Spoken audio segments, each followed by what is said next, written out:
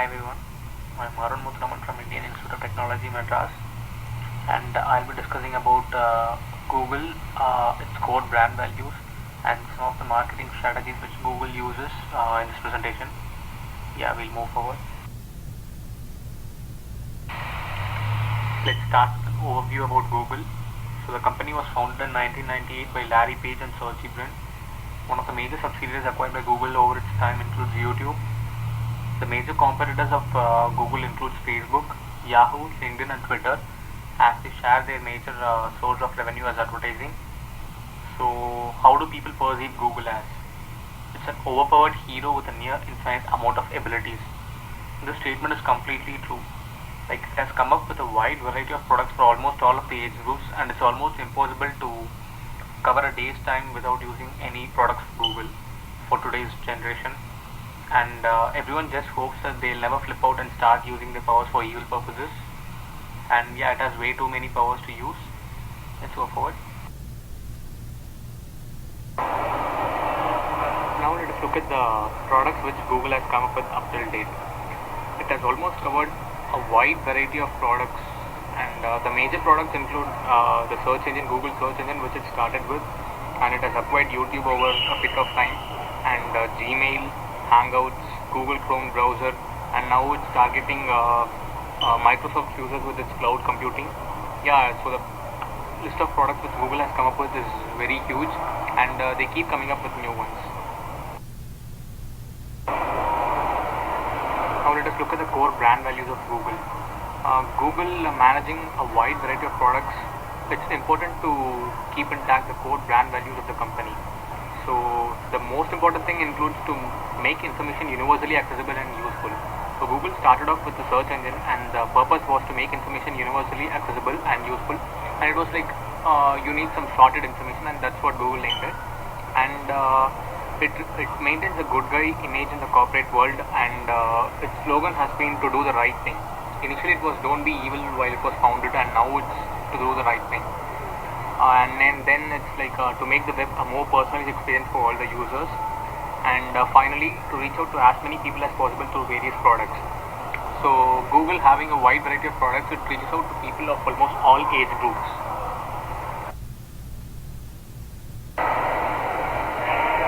Now one of the major core values being to be a good guy in the corporate world. So as you all know, Google makes most of its money from advertising, and it also gives the users an option to block its ads in Chrome Web Store. So it's giving the users to do whatever they want. It's making it a more personalized experience. Like, if users want to check out some ads, then they can have it, or if they don't want, they can use AdBlock. It's giving users the option to decide what they want, because at the end of the day, being a good guy matters, right?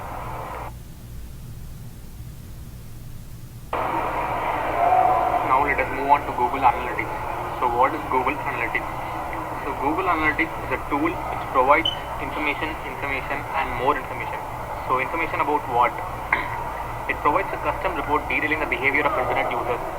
For example, if someone is advertising, Google Analytics gives us information about like how they were redirected to the site, how much time did they spend in our site, and how many clicks was made, and time duration, and whatever we want.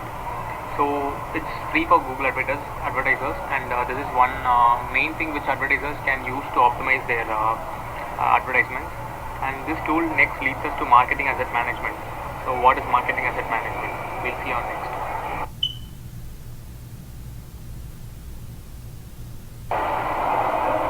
So what is marketing asset management? With Google Analytics providing all these tools and information about users and their behavior on internet, Google supports the marketing asset management approach. So what is it? Advertising should be managed like assets in a portfolio depending on the marketing conditions. So we get instantaneous data on the behavior of users and how they reach out our advertisements. So like we have to strategize accordingly, and not like frame a strategy for a particular duration or something. It has to be instantaneous, and that is the main concept of marketing asset management. Marketing management has to be like advertising should be managed like assets. Real-time data collection helps companies to optimize the campaign's effectiveness. We get real-time data using using the tools of Google Analytics, and companies can use this to optimize their advertising campaigns. let's next move on to Google's cloud computing. What is cloud computing? So basically, what Google has done is it has targeted Microsoft's consumers who use Microsoft Office or Windows as their operating system.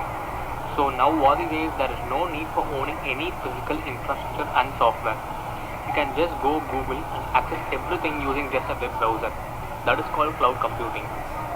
This has become this is developing strategy, and like more and more users have started using it with time.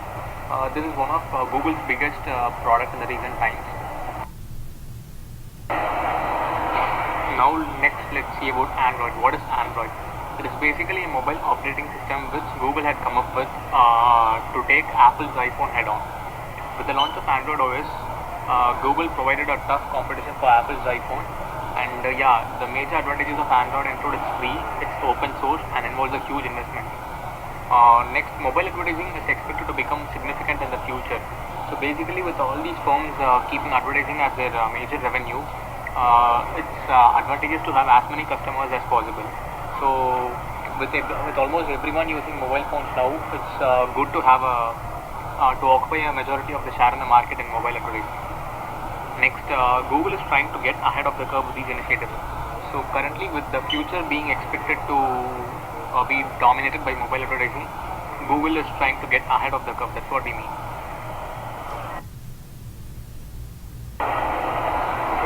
Now let's move on to the Android versus iPhone debate. The general perception among Android users is that they get higher value at a cheaper cost. We all know that Apple's products are very costly, but they have the brand value. And Apple's slogan of "It's not an iPhone, it's not an iPhone" states clearly that Android can't give as much value and price as owning an iPhone can. The rivalry among the respective users is also prominent. So with the introduction of Android, there have been a lot of people who have started using Android, and there are a lot of fan followers too. But at the same time, iPhone's customers are pretty happy with what they have, and there's not a lot of market share shifting between Android and iPhone. Each one has its own unique set of customers. So, is Google doing it the right way by taking on the leaders in other sectors like Apple or be it Microsoft? The slogan of Google changed from "Don't be evil" to "Do the right thing" recently. It has started competing in new sectors and is taking on the leaders in those respective sectors such as Apple and Microsoft. It has targeted Microsoft consumers with cloud computing and Apple's customers with Android OS. So is Google doing the right thing by taking on the tech giants in those sectors? We'll see. As we all know, Google is dominant when it comes to search engines, and it has an 89% market share globally. It has a strong research and development team which makes it come up with new products every now and then. They explore new avenues and come up with ideas for whatever needs the people face. And the brand has been established globally, and the brand equity is so high, a lot of people are ready to try whatever new products they come up with. Just because they have a high brand equity, they have the potential to explore new avenues. So Google is doing the right thing by exploring new avenues and taking on the leaders in those sectors, since it has the team to back it up and the customers to follow it up.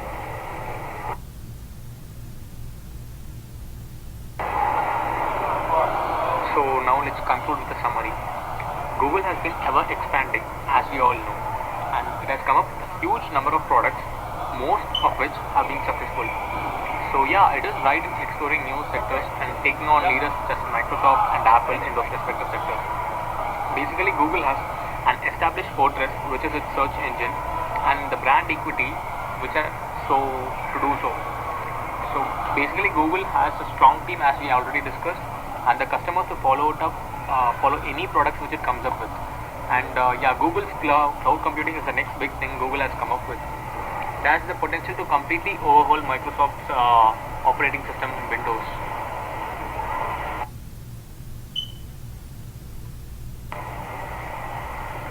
Thank you everyone for watching this video done by me, Arun M from IIT Madras during a marketing internship opportunity with Professor Sameer Mathur from IIM Lucknow. Thank you all.